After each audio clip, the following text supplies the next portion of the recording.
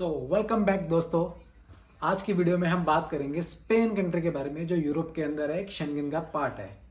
तो इस वीडियो में आप लोगों को बताऊंगा जो आप लोग एजेंट्स, फ्रॉड एजेंट्स से कैसे बचोगे, और आप लोगों के क्या क्या डॉक्यूमेंट्स लगते हैं, वहाँ पे कौन सी जॉब्स हैं, कितनी सैलरी होएगी, लिविंग कॉस्ट क्या है, और वहाँ पे हम पीआर ले सकते हैं कि नहीं ले सकते हैं।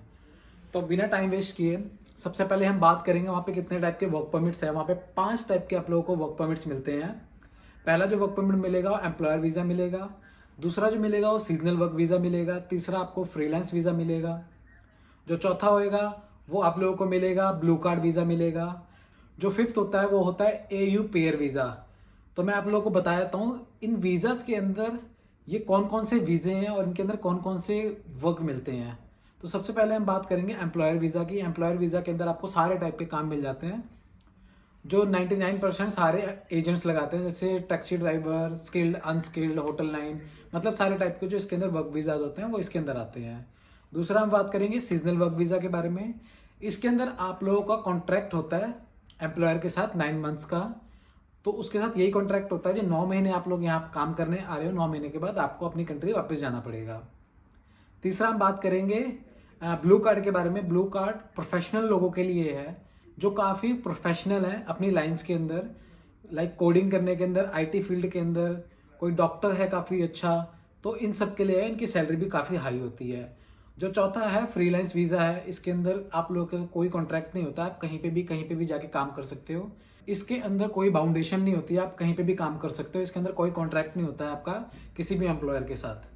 जो पांचवा है पेयर वीज़ा एयू वाला, इसके अंदर सिर्फ वही जाते हैं जैसे मेड्स चलेगी घर में काम साफ सफाई करने वाली, या बच्चों की टेक केयर करने वाले चले गए, या जैसे घर के अंदर बुजुर्ग होते हैं उनको उनका ध्यान रखने के लिए चले गए। तो इसके अंदर इनको यही मिलता है और ये 1 साल का मिलता है, और ये रिन्यू भी करवा सकते हैं अगर इन लोगों को वहाँ काम पसंद आ रहा है तो ये सारी थी इनकी डिफरेंसेस, जो इनके अंदर क्या क्या काम होता है और किस किस को मिल सकता है। तो अब हम बात करेंगे वहाँ पे डिमांडिंग जॉब्स इस टाइम कौन कौन से है। जो सबसे हाई डिमांडिंग जॉब है वहाँ पे वो होता है कंस्ट्रक्शन लाइन। उनको सबसे ज़्यादा लेबर्स चाहिए कंस्ट्रक्शन के अंदर, क्योंकि वहाँ पे इस टाइम कंस्ट्रक्शन का काम बहुत ज़्यादा चल रहा है। जो इसके अलावा है वो इसके अलावा मैं आप लोगों को स्क्रीन के ऊपर दिखा देता हूँ।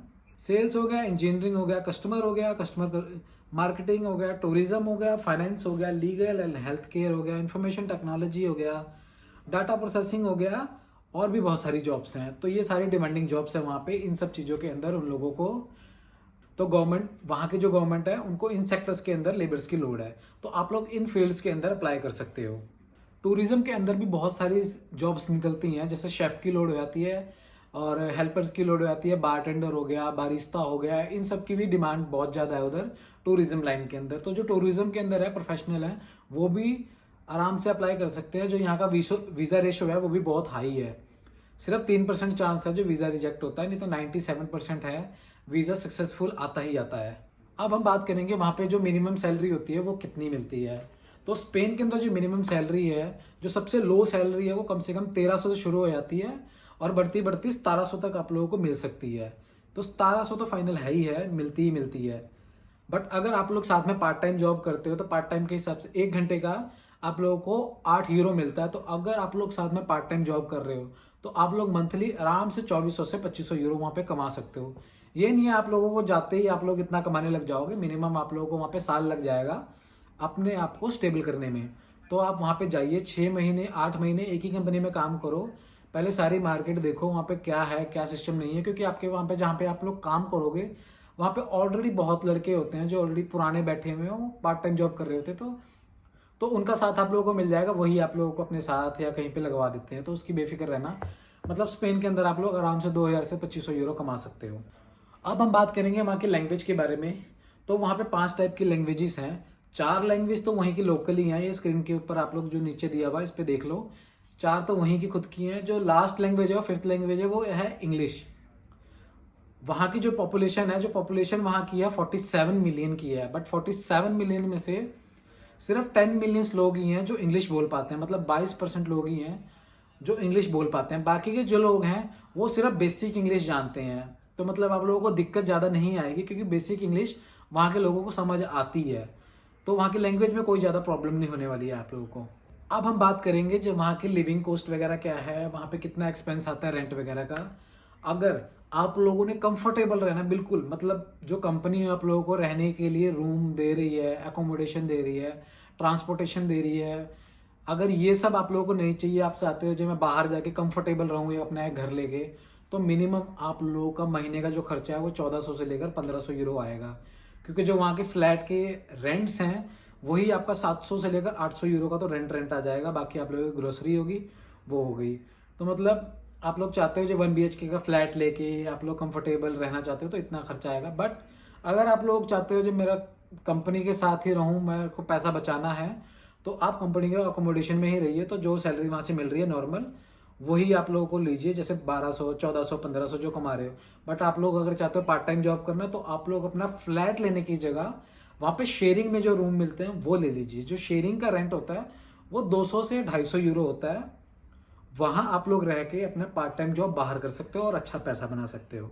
इसके अंदर मैं आप लोगों को मेंशन कर देता हूँ जो वहाँ पे फूड ग्रोसरी वगैरह है, कितने कितने की आती हैं वहाँ पे, ये सारी चीज़ें मैं स्क्रीन के ऊपर मेंशन कर देता हूँ। आप लोग इसको देख के स्क्रीनशॉट ले सकते हो। अब हम मेन चीज़ बात करेंगे जो हम खुद वहाँ पे कैसे अप्लाई कर सकते हैं। पहले तो मैं आप लोगों को स्क्रीन के ऊपर कुछ साइट मेंशन कर देता हूँ। इस साइट के ऊपर जाके आप लोग आराम से अपने रिज्यूमे वगैरह सेंड कर सकते हो। अगर आप लोगों के पास अच्छा एक्सपीरियंस है, लाइक 3 3 4 4 5 5 साल का एक्सपीरियंस है, वो भी स्किल्ड वाले, जैसे अगर जो टूरिज्म वाले हैं, जैसे शेफ़ हो गया, बारटेंडर, बारिस्ता, ये सब जो हैं ये सब अप्लाई करें।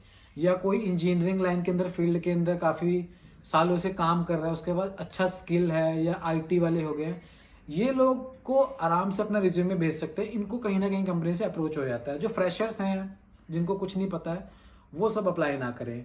मैं आप लोगों को स्क्रीन के ऊपर ये भी मेंशन कर देता हूँ जो स्पेन के अंदर एजेंट्स हैं, मतलब जो हमारे इंडियंस हैं जो जो स्पेन के एजेंट्स से अपना परमिट लेते हैं, मैं उन एजेंसीज के ही नाम और नंबर और मेल आईडी आप लोगों को यहाँ पे स्क्रीन के ऊपर मेंशन कर देता हूँ। आप लोग चाहते हो तो खुद उनको मैसेज करके अपनी फाइलिंग से खुद करवा सकते हो, जिससे जो इंडिया के अंदर एजेंट्स हैं उनको ट्रिपल पैसा देने से अच्छा आप लोग यहाँ से सस्ते में काम करवा सकते हो। क्योंकि जो हमारे इंडियन एजेंट्स हैं वो इनसे परमिट लेते हैं, लाइक 1 लाख रुपए में लिया है, तो वो इंडिया में जाके यही 6 6 7 7 लाख रुपए में बेच रहे होते हैं।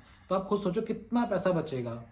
क्योंकि यही आप लोगों को बता भी देंगे क्या क्या डॉक्यूमेंट्स होते हैं, क्या क्या नहीं होते हैं। सारी हेल्प ये खुद ही करेंगे। आप लोगों को बस एक अपॉइंटमेंट लेनी होती है। वो अपॉइंटमेंट मैं खुद मेंशन कर दूंगा स्क्रीन के ऊपर, या नीचे लिंक दे दूंगा जो कहाँ से अपॉइंटमेंट आप लोग खुद बुक कर सकते हो। तो एजेंट्स वगैरह के चक्करों में मत पड़ना, खुद अप्लाई करने की कोशिश करना। अगर आप लोगों को फिर भी लग रहा है जो आप लोग नहीं कर सकते हो, फिर मैं बैठा हूँ, मेरी हेल्प ले लेना। मैं स्क्रीन के ऊपर आप लोगों को मेंशन भी कर देता हूँ जो वीजा की कॉस्टिंग होती है वो कितनी होती है, एम्बेसी के अंदर कितना लगता है, कितना नहीं लगता है। इसका भी आप लोग एक स्क्रीनशॉट लेके रख सकते हो। अब हम बात करेंगे वहाँ पे पीआर मिल सकती है या नहीं मिल सकती है। तो हाँ, अगर आप लोग स्पेन के अंदर रह के मिनिमम 5 साल काम कर लेते हो तो आप लोग आराम से रह सकते हो। स्क्रीन के ऊपर मैं सारा क्राइटेरिया दे देता हूँ, स्टेप बाय स्टेप दिखा देता हूँ आप लोगों को जो क्या क्या डॉक्यूमेंट्स चाहिए होते हैं, क्या क्या नहीं चाहिए होते हैं, किस तरह आप लोग अप्लाई कर सकते हो, कितने साल बाद अप्लाई कर सकते हो, आप लोगों को कितने साल की आईटीआर शो करनी पड़ती है। मतलब सारी चीज़ें मैं आप लोगों को स्क्रीन के ऊपर मेंशन कर देता हूँ। आप लोग इसको भी स्क्रीनशॉट ले सकते हो या पढ़ सकते हो आराम से, अगर आप लोग स्पेन जाना चाहते हो तो। अब एंड में मैं आप लोगों को एक चेकलिस्ट स्क्रीन के ऊपर दिखा देता हूँ। इस चेकलिस्ट को आप लोग स्क्रीनशॉट लेके रख लो। अगर आप किसी और भी एजेंट से अप्लाई करवा रहे हो तो ये सारे डॉक्यूमेंट्स कंपलसरी हैं, लगते ही लगते हैं। अगर इन सब डॉक्यूमेंट्स के अंदर से कोई भी एजेंट अगर आप लोगों से ये डॉक्यूमेंट्स नहीं मांग रहा है तो समझ जाओ वो एजेंट फ्रॉड है, आप लोगों के सिर्फ पैसे खा रहा है। तो मेन है ये चीज़। इस जो चेकलिस्ट है इसका एक स्क्रीनशॉट लेके आप लोग रख लो। कोई भी एजेंट अप्लाई कर, किसी भी एजेंट से आप लोग अगर अप्लाई करवा रहे हो तो आप लोगों को खुद पता होना चाहिए जो आप लोग को कौन कौन से डॉक्यूमेंट्स की नीड है। तो इसका स्क्रीनशॉट लेके आप लोग रख लो। तो आज की इन्फॉर्मेशन स्पेन के बारे में थी जो मैंने आप लोगों को दी है। मैं फिर भी जाते जाते यही बोलूँगा, जे एजेंट्स के चक्करों में ज़्यादा मत पड़ना। अगर एजेंट से करवा भी रहे हो तो पूरा सारी आप लोगों का गूगल है, सारा कुछ गूगल पे जाओ, वहाँ से चेक करो जो क्या क्या डॉक्यूमेंट्स चाहिए होते हैं। तो मेरा ये सब वीडियोस बनाने का मकसद यही होता है कि आप लोगों को मैं फ्रॉड एजेंट से बचा सकूं। अगर मैं आप लोगों की छोटी सी भी हेल्प कर पा रहा हूं तो जाते जाते मेरी वीडियो को लाइक भी कर देना और सब्सक्राइब भी कर देना, जिससे मुझे ये लगेगा कि मैं आप लोगों की थोड़ी सी हेल्प कर पा रहा हूँ। तो आज की वीडियो यहीं तक थी। जो स्पेन के बारे में थी। तो यहाँ पे आप लोगों ने देख लिया है जी कौन कौन से मैंने काम बताए हैं, कौन कौन से परमिट्स होते हैं और कितनी सैलरीज मिलती हैं और यहाँ पे पीआर मिलने में कितना टाइम लग जाता है और कौन कौन सी ऑनलाइन साइट्स हैं और नंबर वगैरह मैंने मेंशन कर दिए हैं। तो आप लोग खुद पहले ट्राई कीजिएगा, अगर नहीं हो रहा है फिर किसी एजेंट की हेल्प लीजिएगा। अगर एजेंट की हेल्प ले रहे हो तो जो चेकलिस्ट मैंने दी है उस चेकलिस्ट का एक स्क्रीनशॉट लेके रख लेना, जब उसको चेक करते रहना कि एजेंट्स आपसे डॉक्यूमेंट्स मांग रहा है कि नहीं मांग रहा है और जो से उसमें डॉक्यूमेंट्स है वो प्रोवाइड किए हैं कि नहीं किए हैं उसने। ठीक है, तो आज की वीडियो यही थी। चलिए, शब्बा खैर।